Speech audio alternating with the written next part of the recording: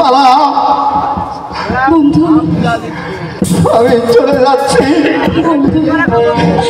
তাই তুমি আমার এই কথাটুকু আমার বাবাকে পুষিয়ে দিও বালা।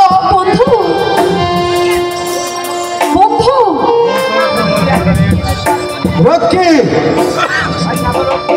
এই বাদির বাচ্চাকে নিয়ে যা আর নিয়ে গিয়ে রাখবি ওই অন্ধকার কারা করতে নিয়ে যা এখান থেকে। রাশেদা তুই আর এখানে দেরি করিস না, তুই এই খবর কানা আমার শ্বশুর মশাইয়ের কাছে পৌঁছে দিবি। ঠিক আছে সাকিব।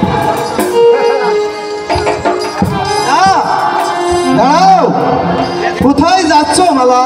আপনি আমার পথ আটকাচ্ছেন কেন? কেন কেন তুমি জানো না? কি জানবো? তোমার সঙ্গে আমার বিয়ে ঠিক হয়েছে, তুমি কি তা জানো না? ওনার সাথে নাকি আমার বিয়ে ঠিক হয়েছে? কি বললেন? বিয়ে ঠিক হয়েছে? ঠিক আছে ঠিক আছে, তোমাকে আমি বিয়ে করে নেব।